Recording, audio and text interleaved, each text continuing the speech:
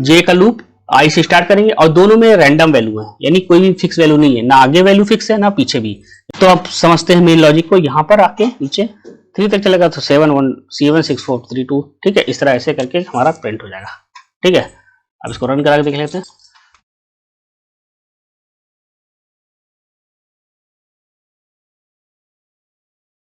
अब देखिए हमारा नेक्स्ट प्रोग्राम है।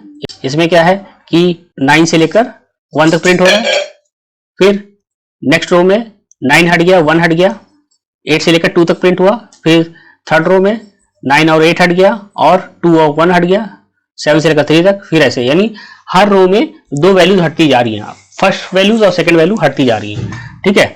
और बाकी उसी तरह डिजाइन कैसा है, नेकलेस की तरह है, ठीक है। तो यानी एक लूप हमें लेना पड़ेगा स्पेस के लिए ताकि नेकलेस के पैटर्न में प्रिंट हो सके इस डिजाइन में, ठीक है। और बाकी कितनी रोज हैं, 5 रोज हैं, लेकिन क्योंकि हमें वैल्यू कहां से प्रिंट करनी है, 1 से लेकर 9 तक, ठीक है।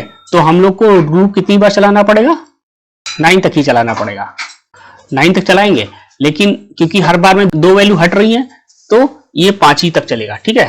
तो लेकिन हमें 9 से स्टार्ट करना है, क्यों, क्योंकि वैल्यू कहां से स्टार्ट हो रही है, 9 से स्टार्ट हो रही है और 1 तक जा रही है, ठीक है। तो आई का लूप हम लोग कहां चलाएंगे, 9 से स्टार्ट करेंगे और कहां तक ले जाएंगे, 1 तक। इसमें भी देखिए आई का लूप किस पे डिपेंड करेगा, जे के लूप पे, कि जे वाले लूप पे हमें पहली वैल्यू 9 प्रिंट करनी है, लास्ट वैल्यू क्या प्रिंट करनी है, 1।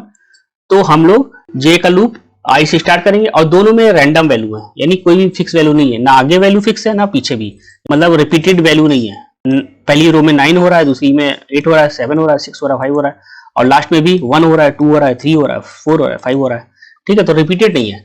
दैट मीन्स हमें आगे भी रैंडम वैल्यू चाहिए, जे की वैल्यू स्टार्ट भी रैंडम वैल्यू से करनी है और खत्म भी रैंडम वैल्यू पे है, तो फिक्स नहीं है कोई। तो हम लोग मान लेते हैं जे का लूप स्टार्ट हो रहा है आई से, रैंडम वैल्यू से, यानी तो इसलिए हम लोग आई को 9 से स्टार्ट करेंगे, 9 से स्टार्ट करके कहां तक, 1 तक, ठीक है।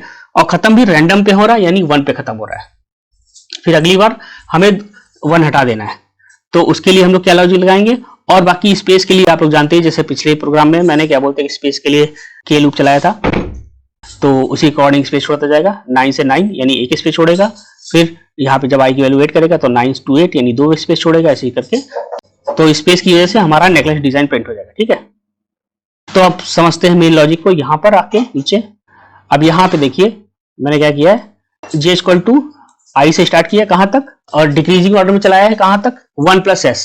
तो अब हमें क्या करना है, एक बढ़ाते रहना है। देखिए अब जब आई इक्वल टू पहले 9 रखा, ऊपर हमारा आई का लूप कहां से चल रहा है, 9 से चल रहा है, ठीक है। आई इक्वल टू 9 किया तो एक यहाँ पे 9 to 9 चलेगा, यानी के इक्वल टू 9 to 9 चलेगा, तो यानी 1 स्पेस छोड़ेगा, एक बार चलेगा तो 1 स्पेस छोड़ दिया यहाँ पे। फिर यहाँ पे आया जे इक्वल टू कहां से चलेगा, 9 to 1 + s।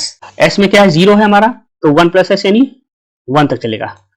तो जे का लूप कितनी बार चला गया, 9 से लेकर 1 तक प्रिंट हो गया, ठीक है। यही हमें प्रिंट करना था।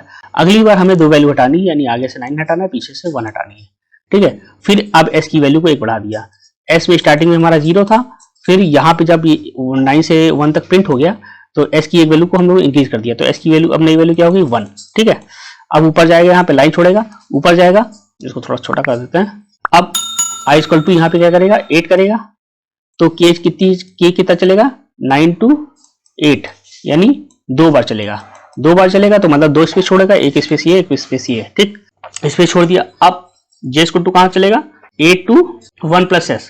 तो s में पिछली वैल्यू क्या होगी, 1 थी, लास्ट वैल्यू 1 थी, यानी यहाँ पे बढ़ गया था ना, तो 2 हो गया, यानी 2 तक चलेगा, ठीक।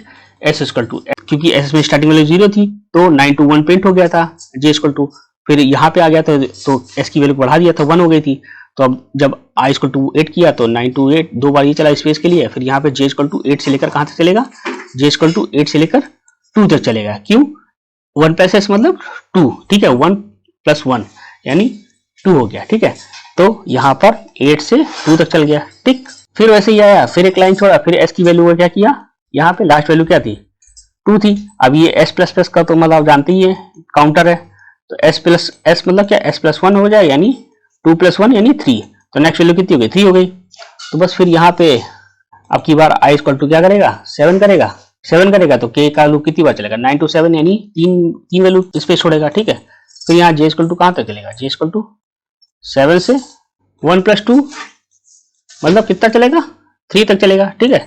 तो j का लूप 3 तक चल जाएगा, 3 तक चलेगा तो 71C16432, ठीक है। इस तरह ऐसे करके हमारा प्रिंट हो जाएगा, ठीक है। अब इसको रन करा के देख लेते हैं। कंपाइल किया, नो सिंटैक्स एरर। यहाँ पे देखिए सेम चीज़ हो गई। तो यहाँ पे हमने कुछ नहीं किया, बस यहाँ पे काई का लूप चलाया 9 से लेकर 1 तक, ठीक है, क्योंकि हमें वैल्यू कहाँ से प्रिंट करनी थी, 9 से लेकर 1 तक प्रिंट करनी थी। तो आई का लूप चलाया, तो के का लूप केवल ये स्पेस छोड़ने के लिए, ताकि इस फॉर्मेट प्रिंट हो सके। तो फ्रेंड ये आप लोग के लिए टास्क है। अगर आप लोगों ने मेरे प्रीवियस प्रोग्राम देखे हैं तो आप लोग ये प्रोग्राम कर लेंगे आसानी से। तो ये आप लोग प्लीज़ इसका कोड मुझे केवल कमेंट सेक्शन में मेंशन करिएगा कि इसका कोड क्या होगा।